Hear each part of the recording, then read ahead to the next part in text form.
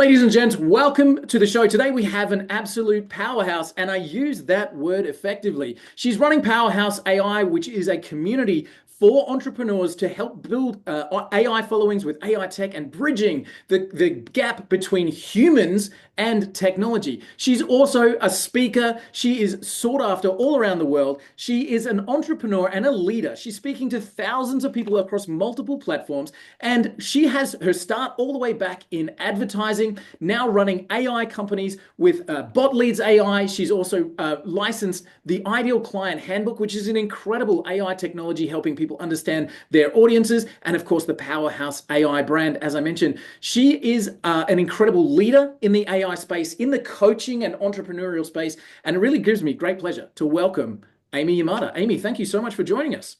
Well, thanks for having me. I've been so looking forward to this. I'm sure we'll have a great conversation today. I am looking forward to it as well. So, doing a little bit of research, you've come from kind of an advertising background. Now you're really powering up with leadership, with entrepreneurial enablement. How did you transition from kind of the 9 to 5 employee to now, I guess, leading people and helping people understand their own futures? Yeah, that's a great question. I think back to my journey of when I worked in corporate, for about 15 years, and I could have easily stayed on that track for the rest of my career. Mm. But I believe deep down inside, entrepreneurs have that pull, like there's something within you when you're truly like you have that entrepreneurial spirit that's like there's something different and better for you. And there's nothing against corporate. It's just there was definitely a calling within me. And I after I'd been in that career for such a long time, I started looking at, okay, what is my next growth opportunity? Do I want to be in some kind of a management or a C-level position? And I would look at the people in those positions who were exhausted and working crazy hours and never saw their families. And I thought, I don't want to be them, or I don't want to be myself in those offices, no matter the view of the office. I'm like, I just don't want that. And so I started to do some soul searching and just on a vulnerable level, I think sometimes it takes a life awakening experience. And back in 2010, sadly, my mom passed away, and it just woke me up, and it made me realize that this life is not forever, and it's very precious. And that had me really take a hard look at my life and think about, where am I not feeling totally fulfilled? And I knew that part of it was my career, and it was time to go off on my own. So Wow. it was the best decision that I have probably ever made as far as my career goes. And I haven't looked back since. I love it. And every entrepreneur will tell you, of course, that from that moment, it's all been smooth sailing, right? It's been easy, cotton candy, breezes. I'm sure that's been the case. Am I right? Totally. Every minute has been just Every minute. perfect and great, and everything I planned went so smoothly. No, it's definitely one of the hardest things I think I've ever done as well. It's like you create a plan and you think you know what you're doing, or at least some of us do. I certainly did. And I think I also admittedly had a little bit of an ego going on, thinking, oh, I worked in corporate and I've consulted so many businesses on their marketing and business growth and advertising. Surely I will have that advantage as I launch my own business. But it was totally different launching my own and finding my path. And yeah, there's definitely been highs and lows over the years, and I've had my business for a little over 13 years now, and you grow through it if you choose to, and I've learned from every difficult or challenging situation I've ever faced as an entrepreneur. And I think so much of it, as just like in life, is about mindset. It's like, how do Yeah. you approach those experiences? How do you show up for them versus freaking out and being reactive, which I've certainly had those moments too. But I think once you've done it for as long as I have, you kind of realize that, okay, there are going to be peaks and valleys, and that's okay. It's just about deepening my trust in myself, that when the challenging things come up, that I can face them and walk through them and grow through them. Nice. So, what were some of those early challenges, Amy, as you were venturing out on Yeah. your own? You know, all of us as entrepreneurs, we start with zero clients, and we're trying to get that first one through the door, get that idea up to fruition, and launch that channel or whatever it might be. What were some of those early challenges for you that you can remember 13 years ago? Yeah, for me, I mean, I remember back then, I wasn't totally clear on what direction I wanted to go. I wasn't totally clear on my message or even who I wanted to work with. And so some of those foundational elements were just not in place. And so when I look back now, I remember putting a lot of effort and time and money into launching my first version of my website Mm. and and thinking about that navigation bar at the top. Like, well, what do I offer? And I remember working with a web designer and I was like, well, I want to do retreats and I want to do business coaching and marketing consulting and maybe some life coaching too. Like I said, I mean, my navigation bar was like 2 rows because I wanted to offer all these things. And like looking back now, there's been times I'm like, oh man, I was such a hot mess with my message. It was all over the place. Although my one of my very best friends, she said, Amy, she's like, you were experimenting and that's okay. At least you started Yeah. so you could figure out what direction you wanted to go. And so I'm like, okay, I will reframe that and say, I was experimenting, Walt. I was experimenting while I Nice. That's a like, great you know. reframe, by the way. And That's a, and it is instead of being in some kind of, shaming myself for being all over the place, which was the true feeling that I had at the time. But I did experiment. I did try a lot of different things early on because I wasn't totally clear about the direction I wanted to go. And mm, so as I started experimenting with, working with different types of clients, which early on I didn't have any kind of a following. So I attracted these earlier on clients by doing what I knew best, which was networking locally here in the Seattle area, going to events and meeting people and setting up appointments and setting up calls. And hopefully, fingers crossed, I just might attract a client, And so those were my kind of early days. well, That obviously it was the worked. I strategy. mean, when did you feel like you had a message that you started, starting from that kind of everything Yeah. everywhere all at once kind of feeling to going, all right, I actually now know who Amy Yamada is. I know what I present and I know who I serve. When did that happen for you? Still figuring some of it out, but Sure. but as far as my business goes, it really happened kind of slowly over time early on, where I was in a mastermind community of entrepreneurs, and we were all kind of learning how to grow our visibility and to gain clarity on our offers and all of that. And one thing that I was doing was following the steps of, growing my email list and then nurturing that email list. And so I started to send these emails out on a regular basis, and I would get a ton of responses. And I thought, well, I'm following the steps of the mentor that's teaching me this, so of course this is what happens, right? Mm, However, my colleagues in this mastermind, these other new entrepreneurs, were sending out emails to the list and getting crickets. And I was like, what? I'm like, I'm getting a ton of responses. Like if I send an email with a link to book a call with me to help them with growing their business, then my calendar was full. And so they're like, Amy, how are you doing that? I'm like, I don't know, I'm just sending emails out and sending a link and then they're booking calls. And so they would show me their emails and I'd say, let me just see what you're sending them. And I would see their emails. I'm like, oh, you're just not connecting deeply enough. Like these emails are very bland and they're not connecting with the person. And they mm, sound like a lot of other marketing emails that are out there. So of course people are not responding. I wouldn't respond to this. And when I see you as a person, you're this amazing person who's really good at whatever their thing is. And then when I read your email, it's a totally different voice and a totally different person that sounds like you're just trying to market to me and I'm not going to respond. So I started to see that I didn't think it was a gift at all. I was like, this is just what you do. And so I started to share with my colleagues how I was coming up with this copy. And this is, of course, way before AI. And then like, oh, so you have a system? I'm like, I don't have a system. And a dear friend of mine to this day, her name's Tracy. She said, no, I can tell you have a system because you started walking me through like what do you do when you sit down to write an email? I'm like, well, I think about one person that I want to write to. Then I think about what is my goal of this email? What's the purpose of it? Then I think about what is it that they're thinking. So I started breaking it down and I realized I did have a system within me. And so I started to share that. And then that evolved over time. And so not just in email marketing, but really knowing how to deeply connect with your ideal client through your words, through your message, and through like vulnerability and empathy. And so that's kind of how I started to see, oh, I have a gift here just by helping my friends and colleagues. And I started to be able to help my clients out. And it was neat to see that what worked for me was also working for them as a framework. So it's pretty exciting. nice. Super Yeah. cool. And when did it occur to you that, oh my God, I've got a following here. I've got people who are like, I mean, I'm looking at your LinkedIn, your Instagram, your Facebook group, the 10,000 people plus on your email list. Like, when did you actually go, whoa, take a sip of my glass of wine for a second, because I got people listening to me. Like, how did that happen for you mentally? Um, I think it was once I started to really grow my online visibility through growing my email list because Mm, as I started doing virtual events like summits and collaborative events, then it wasn't just me promoting me. There were all these other experts also promoting my event, which ultimately was growing my email list and my visibility. And so just seeing these entrepreneurs that I had, at one point put on pedestals and was like, oh, like they're promoting me, like this is great, or my event at least, so people are starting to align me with them.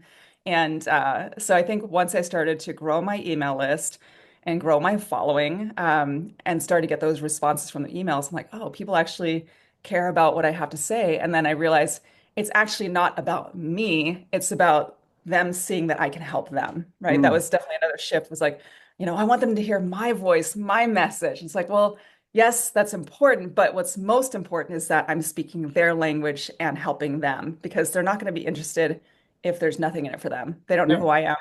So it's about that value. Nice. So, multiple times you've mentioned masterminds or colleagues and connections or running in an event. There's a lot of collaboration here. So, this is away from the kind of solopreneur, I guess, pedestal that we hold people up on, self-made, away you go. From what you're saying, like a lot of the growth that you've experienced has come in the company of other like-minded people. Is that a fair comment? That's a fair comment. Yes. And at this point I've experimented with so many different ways of client attraction, everything from, organic social media to collaborating with partners and colleagues and to doing virtual events together or even in-person events together. I've done different types of ad campaigns and funnels and all of that.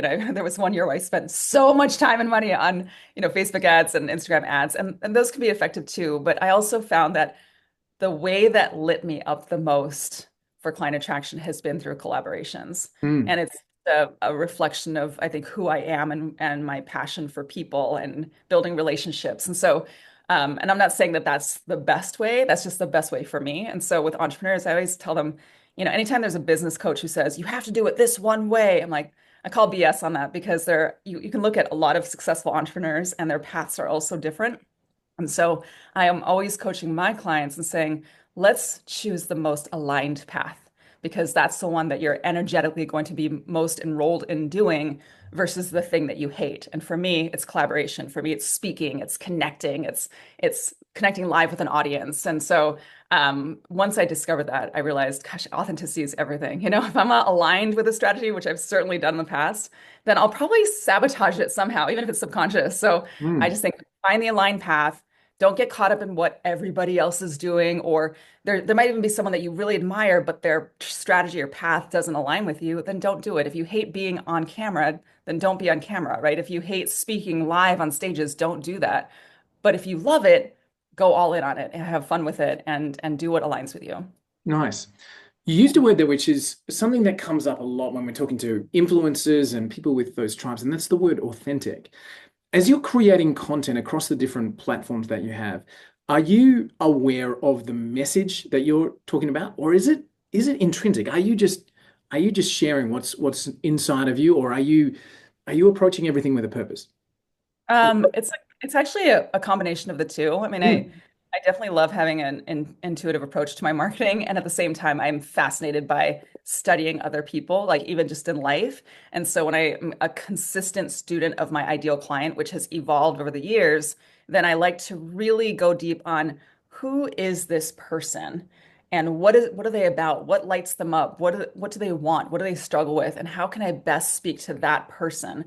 And so over the years, I've really focused on market research and gaining those insights. And now we have our tool, the Ideal Client Handbook, that does all of it for us. And I found that from across the board, if we can speak the language of the client, the way in which they describe their desires and their fears and their frustrations and their limiting beliefs, then we will make it so much easier to attract the dream clients that we want to work with versus just focusing on, well, this is what I want to talk about. It's like, well, okay, that's great. Is that a topic or a theme that is relevant and engaging for your ideal client right now? Or is that just something that you want to be on your soapbox about because you're passionate about it? And sometimes Right. they can be the same, right? There are Yeah. times when it can overlap, but let's just make sure that we're not just all about ourselves and that we're always thinking about what is the ideal client thinking? What is it that they want in using their language? Nice. And is there like do you have a schedule for your content? Are you thinking, right, Tuesdays is Instagram day, I've got to write an article for LinkedIn on Fridays? Like what's your methodology for producing the content that you do? Yeah, my methodology is team. Right, nice. Okay. Yeah, so when I used to focus when it was just me, when I was a solo entrepreneur, I got into the habit of I think initially sending out at least one kind of value email per week and then maybe one promotional email. So I was trying to get on a rhythm of twice per week. But really these days, in order to really stand out, we've got to be more consistent, in my opinion, and frequent of getting in front of our ideal clients. Mm, Um, and I really realized over time that I love being the visionary of my company. I do like creating copy, and sometimes I still write it on my own. Oftentimes I use AI the way in which we use it with the Ideal Client Handbook, and we've got some AI tools that we use that we've developed that just make that process easier and still authentic. But my point is having in my case, a woman who used to be my project manager, then she evolved to becoming my business manager. She is the one who's very detail oriented. And so we map out what I call my big picture plan for the year. So like what's the bigger focus of the year? And then we focus on each month, having like what are the main top three objectives for the month? And then what is the content that aligns with that from a marketing perspective and from a building a relationship with our audience and growing the audience perspective. So once she has the big vision, she's the one who breaks it down into smaller steps and then delegates it to the different team members that I have now. beautiful. That way I know what my obligations are, my tasks are that are for the copy that we put out there in the world. So, Nice. and then And then they, and then and then they it's schedule it. Yeah. perfect. I love that saying where Frank Sinatra didn't move his own pianos, right? So he just turned up and performed. So you've got the team, moving all the stuff around, and then you get to just turn up and do your thing, which is really great. Do you have a preference on a medium? Are you a video person? Are you an email list? Like I know that email list is a really big central part of your business, but Yeah. are you a preference on a platform? Yeah, I would say my email list has been the most consistent kind of platform. I know people always think of email as a platform, but what I've loved about email is that it still is relevant. Sometimes people say, "Oh, email is dead." I'm like, email is the reason why people like show up at my live workshops and webinars and virtual Mm, events. Social media definitely helps as well, but we don't own social media, whereas we own our email list. So if any of the social media platforms at any point in time change their algorithms or do something then we have no control over it. And I like having control over my business. So, right, right. so I still truly believe in having a solid email list. And while I do have a following online, I don't have the biggest following. And I don't necessarily focus on the biggest, like we focus on quality of the people that follow us. Mm, Because sometimes I've noticed that the people that have the largest following don't always have the deepest engagement. So, for example, if I'm one of multiple speakers for somebody else's launch or collaborative event, even if I don't have the biggest email list or following, I tend to be high up in the kind of leaderboard of who's sending the most people to this launch. And mm, I believe truly it's because I keep an engaged relationship with my audience. Whereas some that, I think it's great that they have hundreds of thousands of people, if not more, that follow them, but they may not have that depth of relationship. And some do. I don't want to be limited in saying that you can't have both, but to bring it all the way back, this is the year that we do want to expand my visibility. And so we're working on now a YouTube plan. So I'm not there yet on YouTube, but we realized that YouTube is still a great platform for having videos that become a part of a search engine opportunity, right? Where people are looking for the very thing you're talking about and then they live forever, right? So I yeah. love that concept. And you can, of course, repurpose those videos into all these other mediums. So our next big step is to expand my visibility that way.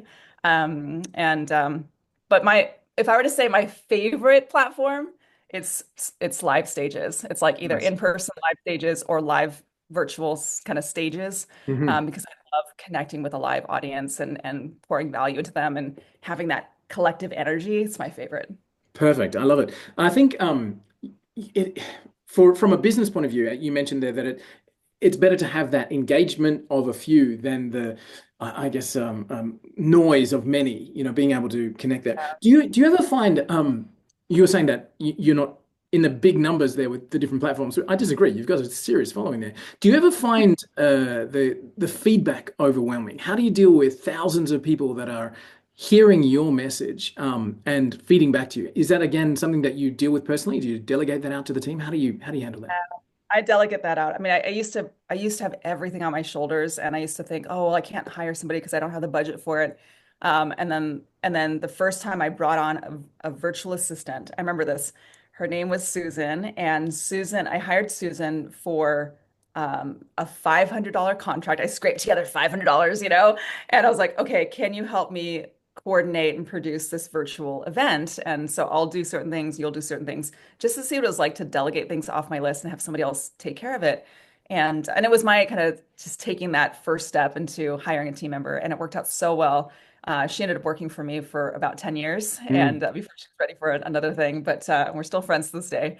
But it was a really big eye opener of thinking about what am I most passionate about in terms of the work that I love spending time on, versus being in the weeds. And some people right. love being in the weeds and they like the analytical side of things and the metrics.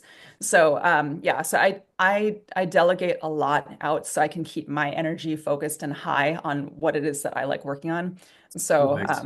yeah, so I have a team that handles I, that. I, And I I still still do remember. respond sometimes, but they'll filter through, and then I'll get the forwarded email or message where it's I'm considered the only one who can answer it or can answer it best. So I still do respond to those people, but Nice. Okay. yeah. I just see the volume, like some of the influencers that we've spoken to with, millions of subscribers and that kind of stuff. It's like, how do you deal with the commentary? It's just it's crazy. But I remember the first time I got a team member as well. To me, it was a life change. So super super cool. If you had to start again, Amy, like now that you know what you know, right? So you've had 13 years experience of being an entrepreneur, being a leader in this space, of connecting with amazing audiences. Do you feel like you could grow the following again quickly if you lost everything? Yes, definitely. How would you And do that? I would start with gaining clarity on who is my ideal client now, right? Like from today's vantage point, knowing what I know, who is my person? I always start with that because it's about serving them. And if I'm clear on who the ideal client is and I know what is it that they want, what is it they struggle with, and how can I best help them, then that can create an initial message, a marketing message, an authentic message, and then we can build everything on top of that. And that Cool. was what I did not have early on. Yeah. I was experimenting with all the things. So with lots of different ideal clients, and so I just didn't have that focus and clarity. Yeah. So starting with that ideal client profile, as we said, just making sure that you've got that dialed in, understanding their message. What would be your go-to strategy if you had to rebuild the corporation that you've got today? You had to get that following, you had to get that engagement back up again, you had to recreate. What would be your 90-day sprint to get that underway? It's a great question. Um, okay, so getting clear with my ideal client. If I, well, when I think back to when I first started, I needed money quickly. Hmm. So that there was that. If I needed money quickly, I would create one high ticket private coaching or consulting package, and I would sell it to like five people. I would think about who do I already know? Because even before I had a following, I did have some high ticket paying clients, and so I would get the cash flow going just so I wasn't stressed about that. And then I would focus on leveraging AI. We've really been focusing on AI the last 2.5 or so years, and think about how can I leverage AI to expand my visibility quickly. And like I said, even now, knowing what I know now, we are expanding with YouTube and seeing like, could I get a YouTube channel up and running and then repurpose that, leveraging AI and some of these tools where it can, like Opus and some of these tools that can put into shorter videos and then repurpose it everywhere, for that visibility. And I would continue to focus on collaborations. So I would put together probably a virtual collaborative event and grow my email list again. Like because like I said, I still believe in having a solid email list because that's what has helped to fill all my online workshops and my programs and my private coaching spots and my VIP days and my retreats. It's like I can't imagine doing what I do without an email list. And maybe someday that'll change. Yeah, I've been thinking maybe. about how like still feels like, gosh, email's been around forever. Like, how is it still effective? But it is. Mhm. Yeah, so I would continue to do collaborations. But yeah, Cool. now Sounds like a now we busy can 90 all get days. faster with AI. What's that? Sounds like a busy 90 days. I mean, Yeah, it would be a busy 9 days, but I it'll be, think it'll be a sprint. it would be a sprint. But gain clarity on ideal client, gain clarity on your offer, What is most important? Is it financial or is it visibility? Like if you're set financially or comfortable financially and you're just like, no, I'm good there. I just want to focus on visibility, then I would leverage AI to come up with a visibility plan based on who I am and what I'm about and what platforms I want to leverage. And then I would just go all in on that plan. And then I would also use AI for accountability. And if that didn't work totally, then of course I still believe in human coaches. So find a human mentor that you align with and either become a private client or join one of their group programs and like really be inspired by them and the community to rise up together. So I would do that. How would you use AI for accountability? That's interesting for me. Yeah, it's something I started doing just last year, and it's been incredible. Well, we've been building out our own custom GPTs, and we have one in particular that I use almost daily. And basically, I just have let it know, like, okay, here's my goal for this month. Here's what I already have that I'm working on. Here's what I'm working towards. And then I always think about how do I want to improve myself as a human, right? Like, Mm. I also want to do things with more ease and grace and flow while, putting in the work but also trusting myself that if things go sideways, that I can handle it. And so by checking in daily with this specific custom GPT, and because it will kind of reflect my personality as well, and it's programmed to be like supportive and empathetic and understanding and offer different perspectives and help me with breakthroughs, then it's like I've also built in this accountability partnership. That's cool. And it has blown my mind. People always say like, oh, AI can't be empathetic. And I believed that before too. I was really skeptical, but I'm like, it's not about empathy being a human emotion. It's more like a kind of a structured support system. Right. And the focus is always on me 24/7, and usually I'm always focused on the other person, the ideal client, or who am I working with, or all that. And so this is one place that I can just focus all on me and what I'm working towards, and it is there to support me. Without So judgment or without baggage behind it or anything like that. That's or without hidden agendas. Very, very cool. So you were talking about a really, I guess, executable plan to rebuild a brand, understanding who your client is, understanding how you can best serve them. We looked at going high ticket if you wanted to cover that financial aspect, going down the AI advisory path on what sort of content should I be creating and sticking to that schedule, increasing visibility. Do you feel that, do you feel that anybody starting today with a blank YouTube account and a zero Instagram followers could build up a brand and a following? that's a great question. There's the I feel like this is what I should say to inspire people, and then there's my real answer. So I'm going to I'd give you my real love to hear answer. both.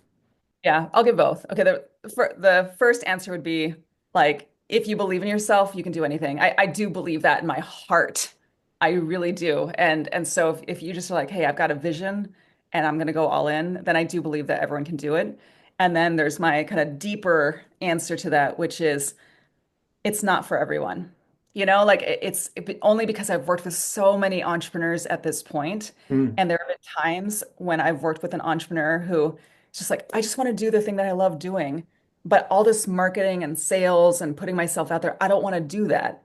And so my honest coaching for them has been, well, maybe entrepreneurship isn't for you. And I'm interesting. not saying this to rain on anybody's parade, but I could see them just suffering and hating being an entrepreneur and where they'd rather show up for a job where they're doing what they love, but not having to deal with being a business owner and marketing and profit and loss statements and profit margins and funnels and tech and all these things. And so, I think that sometimes with newer entrepreneurs, and again, there might be a range of people that are watching this, and some of them are very advanced, right? But for newer entrepreneurs, I would say just know that if you're launching a business, it's not just doing the thing you love, it's also about owning a business, launching and owning a business. And even with my business background, when I launched my business, I was thinking, I just want to be my passion. I want to create Mm, freedom. I want to create my own schedule, which was true. And I didn't know what I didn't know at the time about business ownership and all the things that come along with it. yeah, Um, but yeah, so I think I believe that if you believe in yourself, you can do anything. And I also believe that entrepreneurship's not for everybody. I completely agree. And I think uh, if you believe in yourself, you can do anything. If entrepreneurship is something that you really want to do, but the path is mixed and fraught with dangers, as we've just said, team is the answer. Like Team. Team and systems. Yeah, team Um, and systems. yeah, Like, yeah. it has to be. It really has to be. Do you feel that the influencer landscape? So I'm positioning you as an influencer, somebody who has influence over a group of people. Do you feel like the influencer landscape is liable to change significantly over the next couple of years with AI coaches, with AI counseling, with AI driven direction? Do you feel like the job of the influencer will be impacted? Absolutely. I think it already is, and it will continue to be, especially because there's so much more content that's going to be created that already is being created because we're able to accelerate that process. And so I don't remember the statistics at this point because I remember earlier on I was with a group of AI nerds with myself and we were learning about the statistics. So I don't have the current statistics, but it's supposed to significantly grow in terms of content. And so I think it will take a bit more authenticity and having that uniqueness to really stand out, but also having that level of visibility. So now that Mm, we have the ability to have, like, I think of AI as an excuse buster. So now that we have access to AI that can help us to quickly repurpose all of our content on all these platforms, there's just going to be a lot more noise out there. And so I don't say right. that to create fear. I just say that to once again gain clarity on who your ideal client is, really speak to that person, and then leverage AI to grow that visibility for your audience. I think there'll be a lot more choice, with the content that they can consume. And I think, yeah, everyone that I speak to is setting authenticity as the pinnacle. We've got AI, deep fake technology where, a person on a video can be saying whatever they can be saying. Like, how do we, that's a good question to ask you. How do we make sure that our authentic voice is the one that's reaching the market? Yeah. I've actually been exploring this a lot lately because I've been all about authenticity for many years, like authentic marketing, authentic messaging. But just in like very recent months, even, my partner Ken and I know Ken, we've had a deeper conversation around empathy. And Mm, so I'm going to be speaking a lot more into this in the coming months, and that it's not just about your authentic message, it's about your empathetic message, meaning deeply understanding your ideal client and consistently speaking to them and speaking their language. And that's when they feel seen and heard and understood and loved and cared for and supported, is when they see someone, whether you're the face of your brand or you have somebody that's the face of your brand, or your brand is the message, your brand has the message on your website. But if it really speaks to the heart of your ideal client, where they feel seen and heard, they're much more likely to start following you or your brand. And if they resonate with you and they feel a connection with you or your brand, then they're more likely to become fans and followers and ultimately long-term clients or ultimately customers. clients, yeah, yeah, definitely. So speaking of which, I mean, there's always going to be a percentage of people that go from listening to subscribing to engaging to purchasing, and I know that for amyyamada.com, for your business that you've got multiple, I guess, ways of people engaging with you on a professional level. So going from being an observer, from somebody in the stands watching the show, all the way through to getting into the classes, getting into the coaching, getting into the online courses, etc. How do you go about monetizing the following that you're building? Yeah, for sure. Well, I believe in really creating thoughtful offers. So, one of my favorite things is creating, designing offers that are irresistible to your ideal client, right? Yeah. So, the way that I like to come up with that initially is to put myself in their shoes, because oftentimes our clients are a version of us in our past, right? There was I don't remember who said this, but some mentor said, your best client is you 3 years ago. And I always say give or take. It doesn't have to be 3 years, but when I think about who I serve for the most part, I'm like, yeah, we do have a connection. So I put myself in their shoes. I think about where they are now, and I think about, if I was there right now, what do I wish someone would create for me to help me achieve my goals and to overcome my problems and my pain points and limiting Awesome. belief? Yeah. And so I come from that standpoint of like, if I could wave a magic wand, and sometimes if I'm too in my head, then I'll even just be my own self and think about a mentor or a person that I really admire. And I think, well, if Walt were to come up with a program for me, right, what would that look like? Right. Sure. And so I would put together my wish list of what a program, product, or service would be, And then I sit with and I start to feel excited about it. I start to feel like, oh, that would be such an I would invest in that in a heartbeat. That's when you know you've got an irresistible offer. Nice. So that you Yeah, kind of amazing. refine it for your audience. And my best offers have come from that kind of heart's desire, like, oh, this would be the coolest offer, whether it's a retreat or a done for you service or a done with you experience or a group coaching program or online course, whatever it is, membership, whatever it is, right? It's like, this is it. Like This is the you one gotta, that gotta you would pull feel the credit card it out up. for. Yep, exactly. So when you can do that for your audience, and even if you don't have an audience, like initially when I was gaining clarity on who my ideal client was, I started meeting with people, and whether it was a solo entrepreneur or having a meeting at the headquarters of Starbucks here in Seattle, it's like, okay, what is it that they're working on? What is it that they need? So I would always think about what's the offer that I believe will be irresistible for them.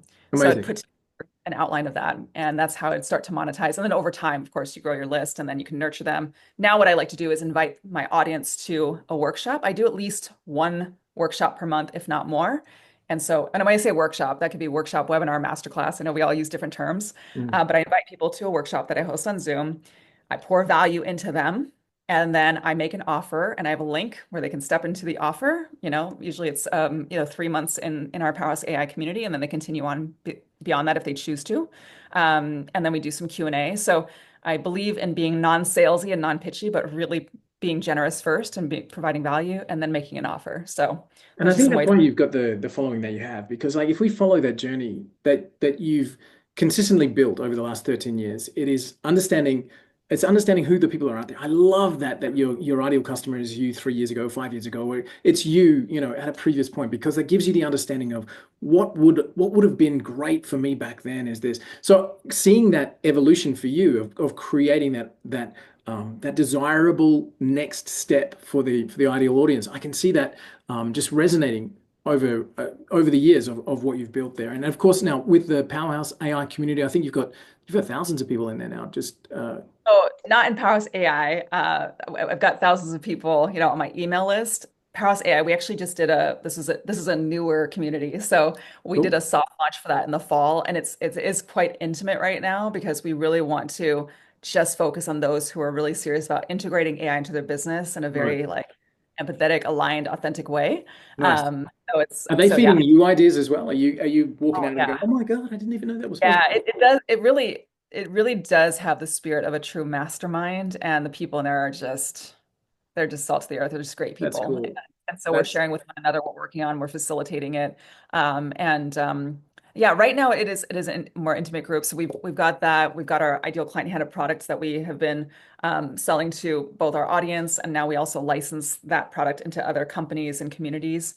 And then I know we've had the chance to collaborate with you and Johan on our bot leads product, which has been cool to bring in kind of what you've been doing with what we've been doing and integrating that with Ideal Client Handbook. And so we're helping businesses to find their prospective leads for their businesses. So there's definitely been a through line of integrating AI and connecting with and finding your true ideal client and nurturing them and caring for them so that they become return clients or super fans.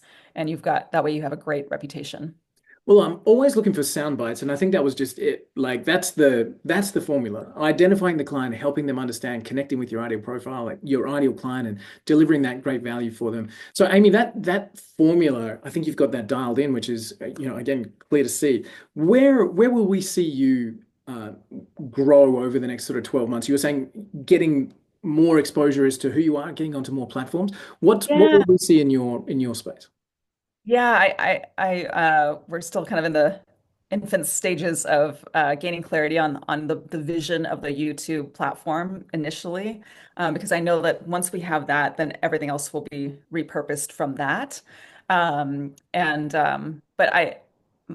if I were to kind of check in with like both my experience and my intuition, I believe that it will just be truly about empowering entrepreneurs to embrace integrating AI into their business, but with a focus on empathy. Like that is something that I haven't heard people speak into, and the deeper conversations I've been having with Ken and my inner circle, I'm like, that to me represents what I've been doing all along Mm, with what I call deep human connection, which to me is the root of all of this in life and in business. And when we care enough about the other person and seek to understand the other person and we can leverage AI even to do that, which I know sounds weird, but I've done it and it's incredible to see what's possible. Then it will become very easy to grow your own visibility and to call forward your best clients. So I'd say YouTube's coming up. I see a book in the future. It might not be a this year thing, but I see a book in the future and continue to speak on both in person and online stages. So. Perfect. Amazing. Well, we can't wait to see it. Guys, if you're listening, you're watching wherever you are, you're on the treadmill, in the car, whatever it might be, check out the show notes. That's amyyamada.com. Amy is just powering through the real leadership that it takes to be an entrepreneur today and to help drive growth through communities and understanding empathetically what clients are looking for and what they need and being able to move forward with them. So Amy, I absolutely salute you. Thank you so much for jumping on with us. Guys, amyyamada.com, jump on and follow along with Amy's journey and understanding where she's going. I think there's a heck of a lot of value there. We can't wait to keep in touch with you, Amy, and seeing what's going on, and hopefully come back and speak to us in a little while and pop back and do another episode 2.0 on the show and let us know how that growth is going. But meantime, guys, give it up for Amy. Thank you so much for your time, and we can't wait to see the growth. Thank you so much. All right. See you soon. Thank you.